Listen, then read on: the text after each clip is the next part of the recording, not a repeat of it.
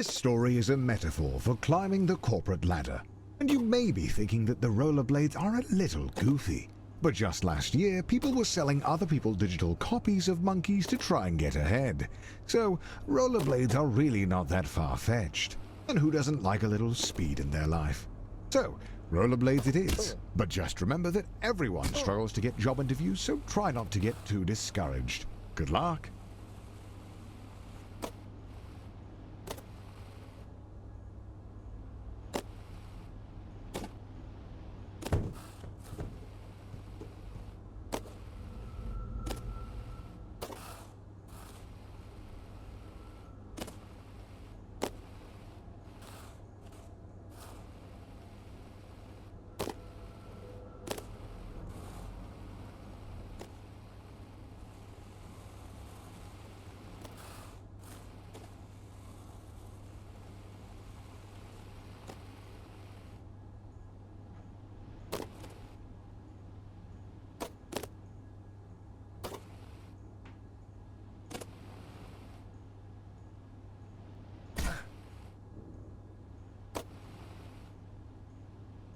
Hey, welcome to your first job interview. I know it can be a little nerve-wracking, but just relax and do your best. You're sure to get the job.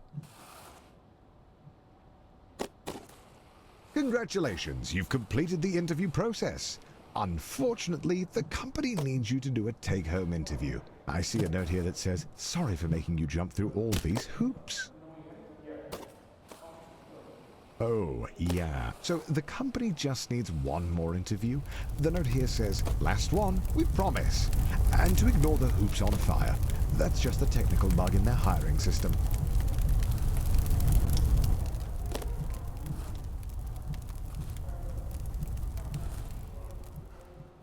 There it is, the offer letter. You grab the letter and read it out loud.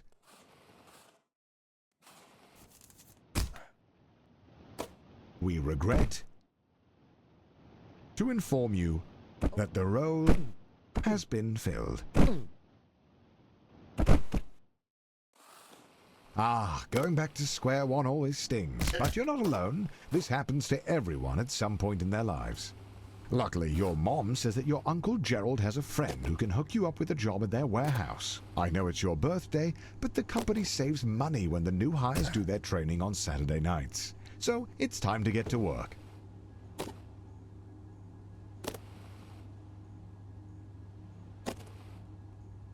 Congratulations on completing your training. Go home, get some rest. Tomorrow is your first real day at work.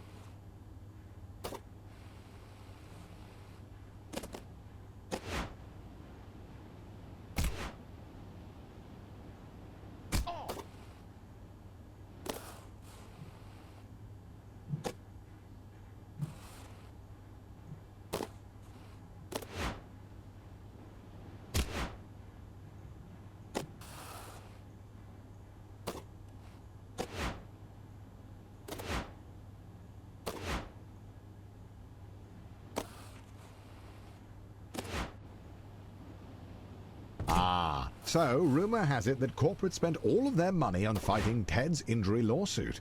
So they've thrown you a pizza party instead, which, according to your boss, is arguably better.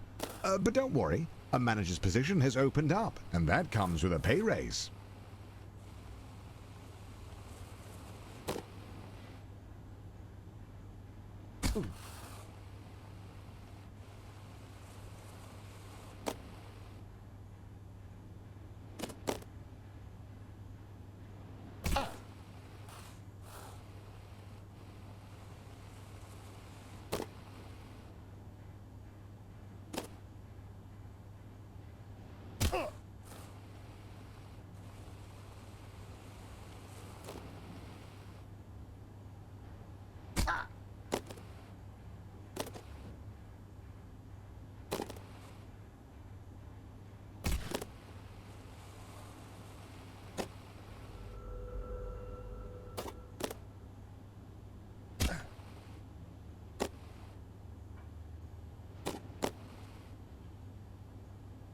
Your mom walks into your room with a letter.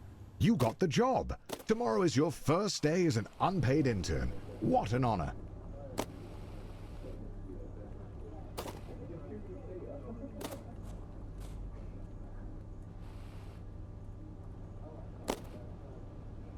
Some would be discouraged knowing they only got the job because their obsession with rollerblades makes them the ideal candidate for grabbing coffee. But you're a little discouraged as well.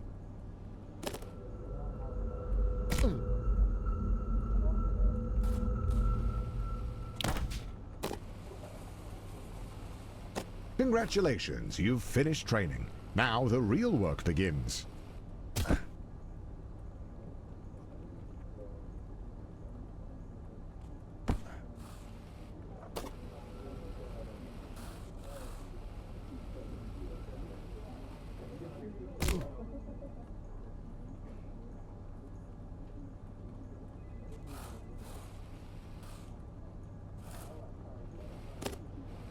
Your boss Bill has his office on the first floor and seems like a really nice guy.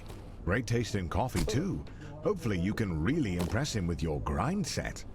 On the second floor, you meet Jim, who tells you that at the end of the year, several interns are chosen to interview for a paid position as a junior financial analyst. He tells you to just work hard and go with the flow. At the all-hands meeting, your boss Bill announces that you've been chosen for the in-house interview, which, according to him, is just a bunch of softball questions since it's really more of a formality than anything.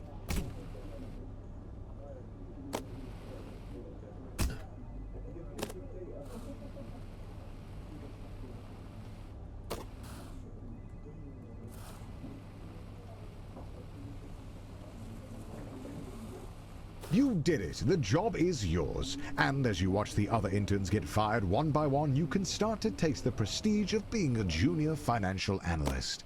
You're ready to kick ass and make money, and you're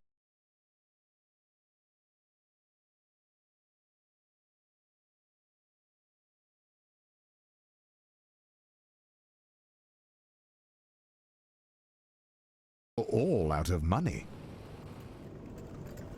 Unfortunately, being a junior financial analyst means you're just another cog in the corporate machine. No one is going to notice you if you don't make yourself stand out. Being a cog means doing a lot of the same thing over and over again. But the company wine mixer is coming up, and if you can make a good impression, it'll go a long way.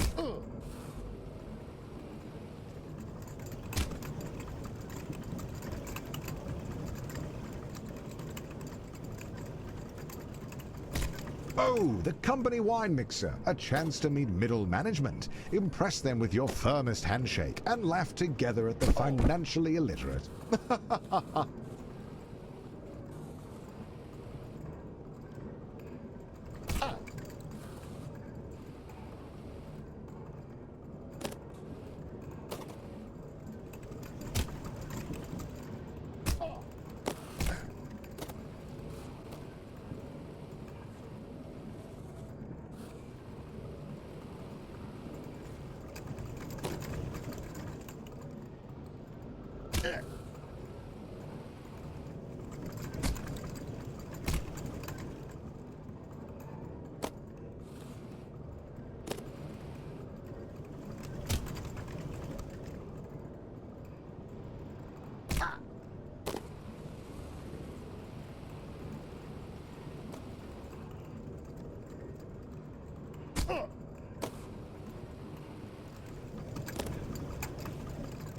What does a middle manager even do?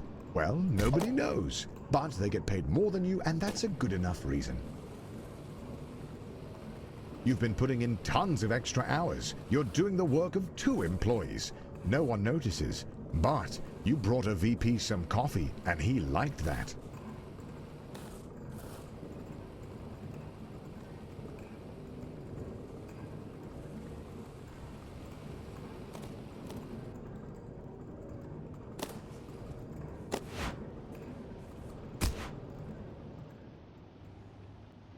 You land a dinner with one of the executives. He likes you. Not because you do good work, but because he's also bald. Middle management feels a little closer. You land the perfect handshake in the hallway. It echoes across the floor. It's the talk of the office for a week. This is the kind of thing that gets you promoted.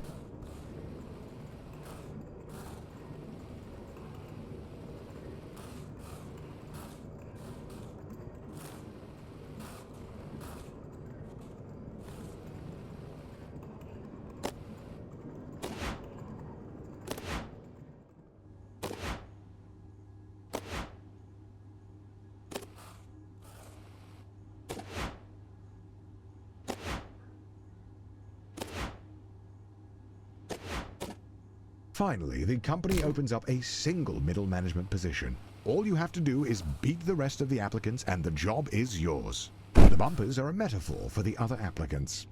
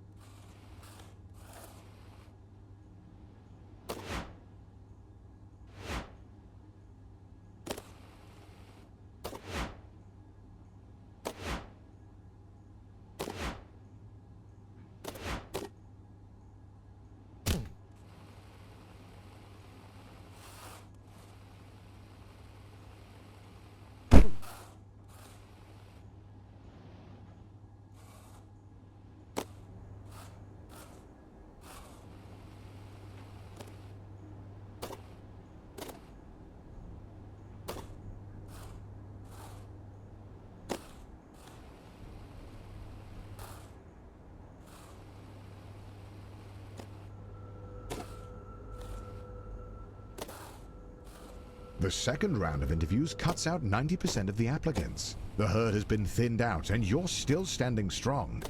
Wait, somehow Ted is in the running? When did he get a job here? It doesn't matter. Just stay focused and get that job.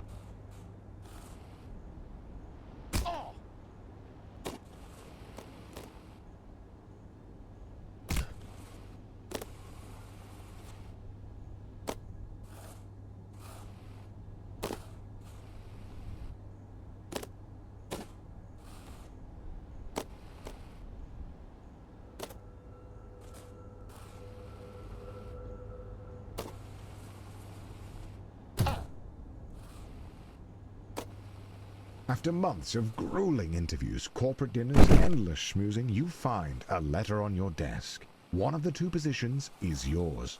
They created another position for Ted. His uncle is a VP. The prestige of middle management. You're assigned a team of juniors, a huge pay raise, and your own office with a view. Not that office. Don't be ridiculous. Oh, and by the way, if your team's earnings drop to the bottom 30%, you'll be fired. Welcome to middle management. No one really knows what you do here, and in fact, no one really knows how to get promoted. Progressing at this stage of your career feels like a confusing maze with no clear path forward.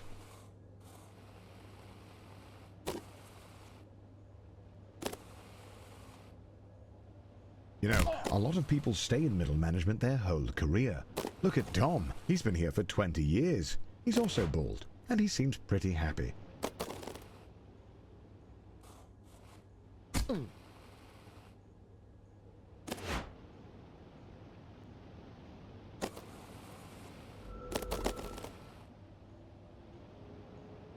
You ask your boss about career advancement, but he tells you that with the current budget, you'll have to put a pin in it until after they can get their ducks in a row trying to accelerate profits and maximize shareholder value in the long term. But if you wanted to, you could double-click on the issue to circle back in a month to drill down, but really not to try and boil the ocean to get this figured out, and to let the work work for you.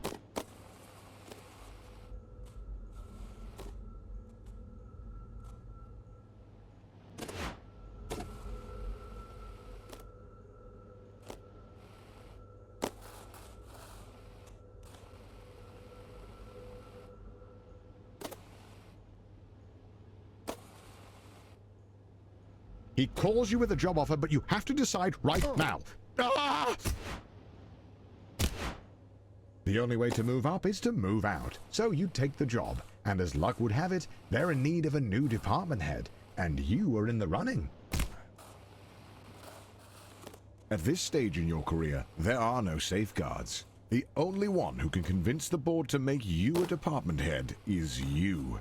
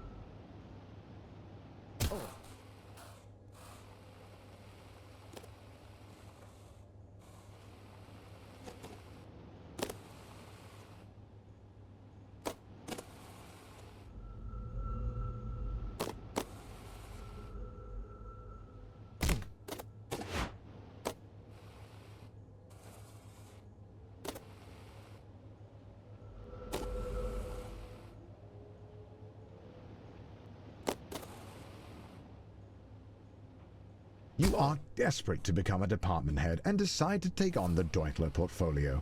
If you pull it off, you'll secure 2 votes from the board. If you don't, you'll be fired.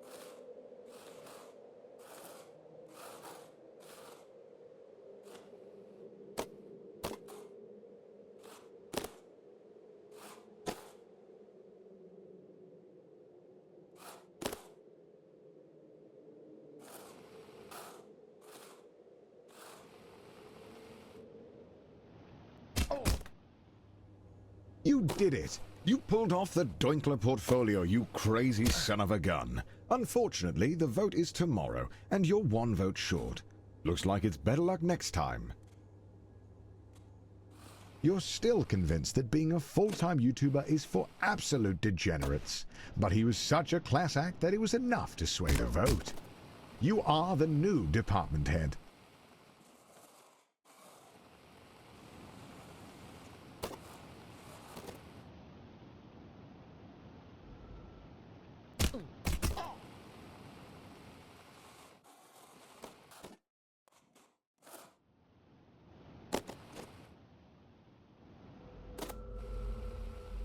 Welcome to upper management. You're making more money than you could ever have dreamed of. You drive a fancy car, fancy blades, fancy suit. But if you thought that you would be working less, you'd be wrong. If you aren't constantly pushing ahead, you're likely to fall.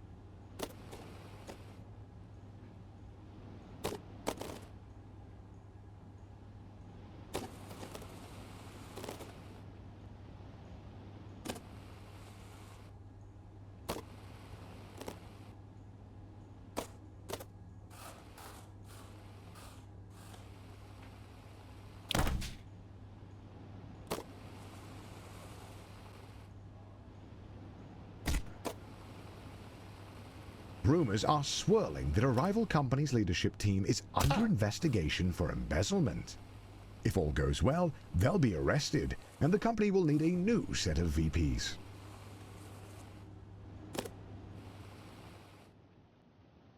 The FBI sweep the whole leadership team into prison. Just as you thought, they need a new VP.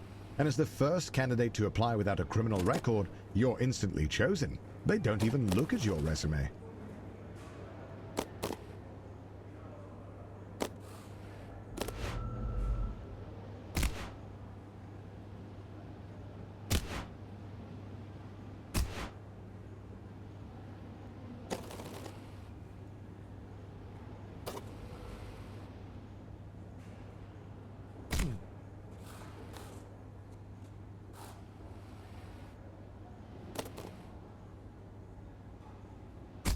Being a VP at a large company puts you in the top 0.01%. But it's not enough. The goal is and has always been to be CEO. You have no idea how, but all you know is that you need to keep grinding.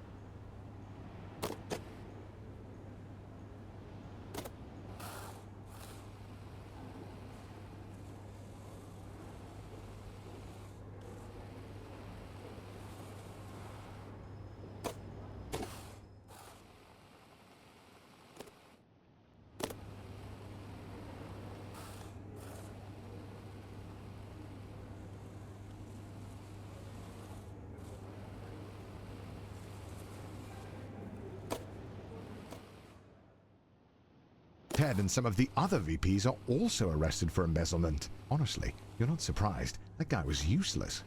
But now they're desperate to fill his spot. They ask you to jump ship. And honestly, who are you to say no to a 7-figure salary with stock options? And a shot at being CEO? You take the job.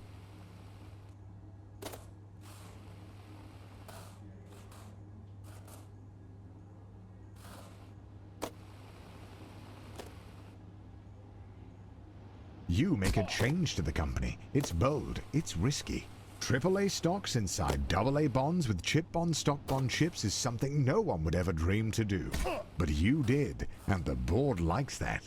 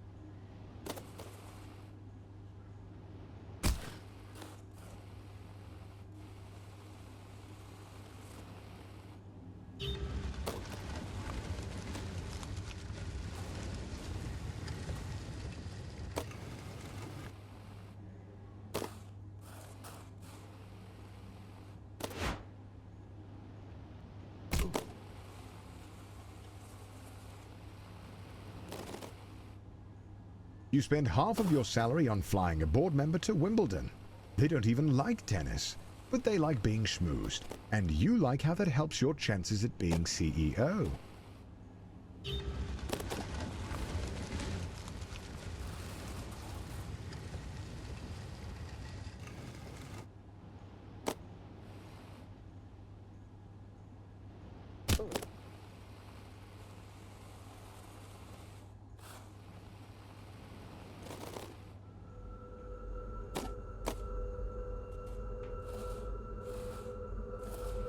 The economy is in a downturn, and the company is losing money hand over fist, except for your department.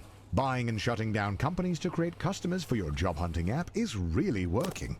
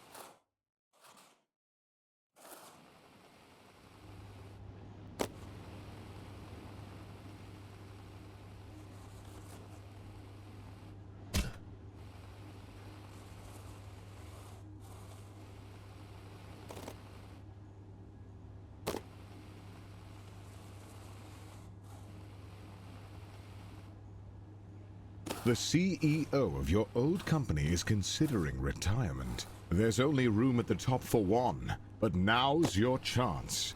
You got this.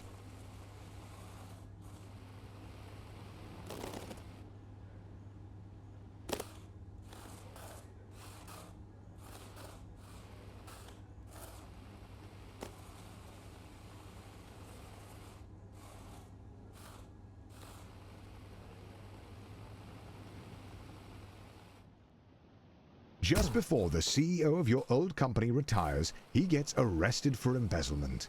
But you've been schmoozing the board of directors for years, taking on hard portfolios, buying dinners at the country club, and turning a blind eye to embezzlement. You're ready to take the leap.